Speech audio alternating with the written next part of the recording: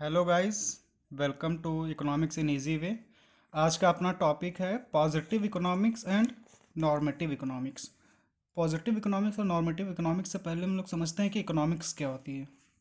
देखते हैं कि इकोनॉमिक्स क्या होती है। तो इकोनॉमिक्स क्या होती है? Economics the study about human beings and the resources which they utilise. मतलब जो भी रिसोर्सेज को यूटिलाइज करते हैं उनको कैसे यूटिलाइज करता है रिसोर्सेज को, उसको इकोनॉमिक्स बोलते हैं। इसको एग्जांपल के थ्रू समझते हैं। सपोज अभी 11th में होंगे आप लोग, तो 10th का रिज़ल्ट आएगा, तो सोचे होंगे 12th का रिज़ल्ट अगर अच्छा आएगा तो पार्टी वार्टी करेंगे, कि या घर से जो भी रुपए मिलेंगे उसके लिए दोस्तों को पार्टी देंगे, मूवी देखेंगे, ड्रेस खरीदेंगे। तो आपने एक ड्रीम बना के रखी होगी कि ये करना है। बट घर से क्या हुआ, आपको मिला सिर्फ 1000 रुपीज़ मिले। जब रिज़ल्ट आया, पास हुए थे, 1000 रुपये मिले। अब 1000 रुपये में पिज़्ज़ा भी खा लें, मूवी भी देख लें, ड्रेस भी खरीद लें, ये सब पॉसिबल नहीं हो पाएगा। तो हम क्या करेंगे, जो ये 1000 है इसमें से हम अपने प्रायोरिटीज़ को देखेंगे कि किस पे हमको ज़्यादा किस पे एक्सपेंड करना चाहिए, या कहाँ पे हम थोड़ा सा एडजस्टेबिलिटी ला सकते हैं, फ्लेक्सिबिलिटी लाना पड़ेगा। तो हम क्या करेंगे, पिज़्ज़ा ना खा करके समोसे वाली पार्टी ही कर लेंगे। मूवी कहीं मल्टीप्लेक्स में देखना था तो सिंगल स्क्रीन पे देख लेंगे। ड्रेस में आपको कोई ब्रांडेड खरीदनी थी तो लोकल ही खरीद लेंगे। तो क्या करेंगे, मतलब कि जो आपको 1000 रुपीज़ मिला है उसको आप अपनी ज़रूरत के हिसाब से उसमें एडजस्ट करेंगे। आप पिज़्ज़ा ना खा के समोसा, आपको पार्टी तो करनी है, तो उसमें क्या करेंगे, समोसे की पार्टी कर ली। मूवी मल्टीप्लेक्स में न देख के सिंगल स्क्रीन पे देख लिया। तो मतलब क्या कर रहे हैं, जो जितने ही रिसोर्स हैं उतने में काम चला रहे हैं, यानी कि एडजस्ट कर रहे हैं। तो इकोनॉमिक्स क्या है कि हम अपने रिसोर्सेज को कैसे एडजस्ट करते हैं। अब देखिए इकोनॉमिक्स क्यों आया। इकोनॉमिक्स का रीज़न दो है। स्केयर रिसोर्सेज, मतलब हमारे पास जो रिसोर्सेज हैं वो लिमिटेड हैं, और अनलिमिटेड वांट्स। अनलिमिटेड वांट्स, हमारे जो वांट्स हैं वो अनलिमिटेड हैं। अगर 1000 नहीं 10,000 मिलता तो भी वो हम कम होता। हम सोचते 20,000 मिलता, मिल जाए। 20 मिलता तो सोचते 40,000 मिल जाए। यानी कि जो वांट्स हैं वो अनलिमिटेड हैं, वांट्स कभी फुलफिल नहीं होंगे। 40 मिलेगा तो सोचेंगे इतना मिल जाए। एक चीज़ अचीव होती है तो दूसरी की इच्छा आने लगती है। तो यानी कि क्या है, वांट्स हमारी अनलिमिटेड हैं और रिसोर्सेज क्या हैं, लिमिटेड हैं। यानी कि जो हमारे पास संसाधन है वो लिमिटेड है। तो इसका मतलब इकोनॉमिक्स का मतलब है कि एडजस्टेबिलिटी, जो भी हमारे पास रिसोर्सेज हम उनको एडजस्ट कैसे करते हैं, गिवन रिसोर्सेज पे हम कैसे एडजस्ट करते हैं, तो इसको बोलते हैं इकोनॉमिक्स। अब आते हैं पॉजिटिव इकोनॉमिक्स पे। Positive economics deals with economic issues related to past, present और फ्यूचर। मतलब पॉजिटिव इकोनॉमिक्स क्या है, जो डील करता है रिलेटेड टू पास्ट, प्रेजेंट और future. It deals with such economic situation which can be studied by using facts and figures. मतलब ये वो स्टडी है जिसमें हम सिचुएशंस को फैक्ट्स और फिगर्स पे स्टडी करते हैं। मतलब कि positive economics it is based on facts and figures. Positive economics is based on facts and figures. मतलब हम जो कोई भी स्टेटमेंट देते हैं वो फैक्ट्स पे बेस्ड होता है। For example, 20% population in India is absolutely poor. मतलब 20% ऑफ पॉपुलेशन इंडिया क्या है, पुअर है।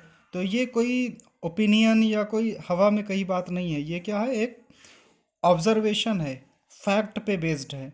It is an observation related to present, ये प्रेजेंट से रिलेटेड एक ऑब्जर्वेशन है।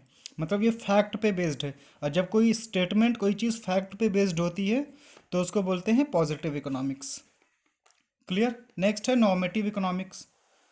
Normative economics is the economics of what ought to be. इसका मतलब है नॉर्मेटिव इकोनॉमिक्स क्या है, व्हाट ऑट टू बी मतलब क्या होना चाहिए, क्या हो सकता है।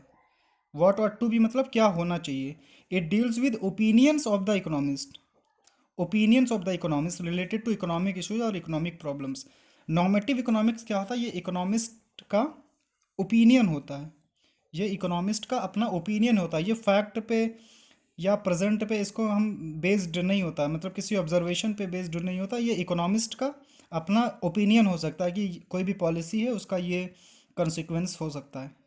तो नॉर्मेटिव इकोनॉमिक्स क्या होता है? It deals with the economic issues और the economic problem that is the opinion of the economist. For example, MNREGA नाम सुना होगा, MG NREGA, Mahatma Gandhi national rural employment guarantee act.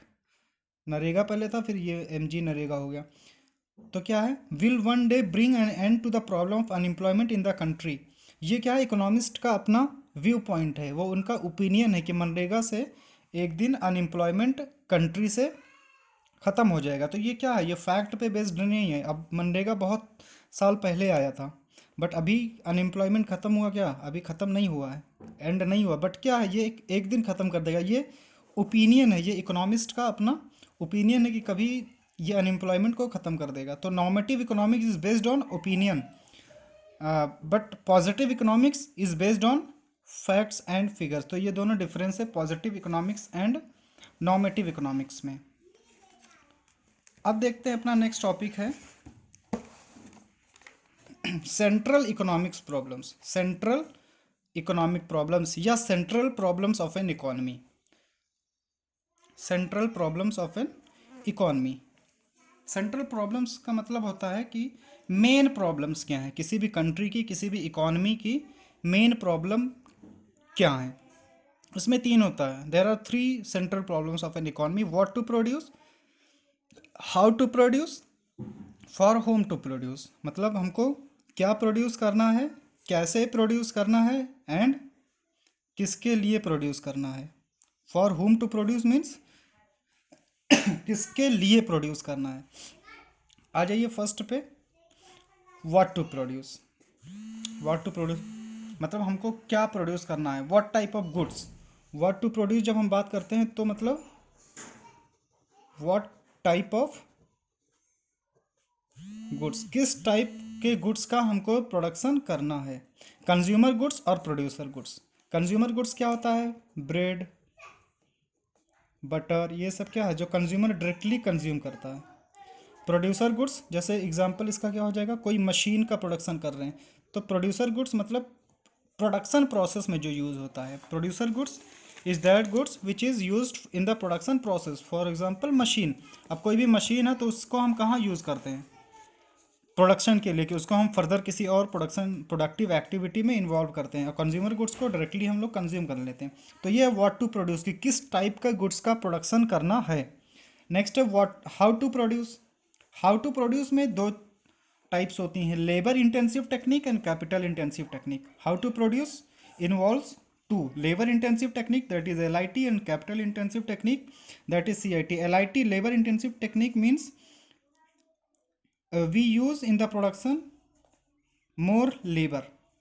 Labour का मतलब है जो फिजिकल लेबर है, कि हम लेबर से ज़्यादा काम लेते हैं। कैपिटल इंटेंसिव टेक्निक का मतलब है कि the use of machinery in the production, कि हम जो प्रोडक्शन प्रोसेस में या बिजनेस में हम मशीन्स का ज़्यादा यूज़ करते हैं, फिजिकल लेबर का यूज़ कम करते हैं। तो ये LIT CIT।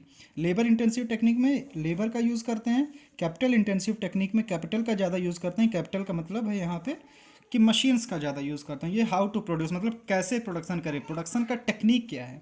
How to produce मतलब technique of production, technique of production. तो ये दो टेक्निक हो सकते हैं, LIT एंड CIT। और नेक्स्ट है अपना last topic, for whom to produce. किसके लिए प्रोड्यूस करना है, किसके लिए प्रोडक्शन करना है। देखिए फॉर रिच, अगर रिच के लिए प्रोडक्शन करेंगे तो इसमें बिजनेसमैन का इन्वेस्टमेंट ज़्यादा होता है, इसके लिए मोर इन्वेस्टमेंट, इसके लिए लेस इन्वेस्टमेंट। बट रिच में क्या होता है कि इन्वेस्टमेंट ज़्यादा होता है तो प्रॉफिट भी ज़्यादा मिलता है,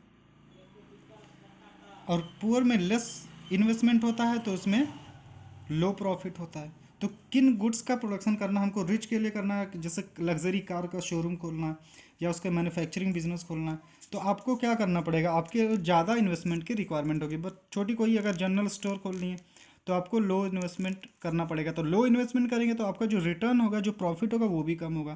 तो ये एज अ बिजनेसमैन या एज अ इकोनॉमी ये भी डिसाइड करना रहता है कि उसको किन गुड्स का प्रोडक्शन करना है। तो किन गुड्स का प्रोडक्शन करेंगे, रिच के लिए या पुअर के लिए। तो दोनों का मैचअप होना चाहिए, यानी कि दोनों की मिक्सिंग होनी चाहिए। खाली रिच का भी हम प्रोडक्शन नहीं कर सकते हैं और सिर्फ पुअर का भी प्रोडक्शन नहीं कर सकते, तो दोनों का एक कॉम्बिनेशन होना चाहिए। Combination of both for rich and poor.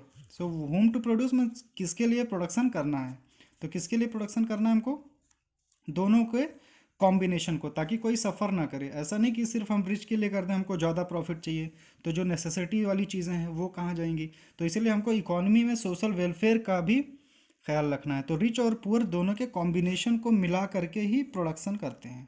Last में एक चीज़ और बता देते हैं, फादर ऑफ इकोनॉमिक्स, कि who is the father of economics. This is very common and general question for economics students, कि फादर ऑफ इकोनॉमिक्स कौन है, तो कौन है, एडम स्मिथ। एडम स्मिथ हैं फादर ऑफ इकोनॉमिक्स।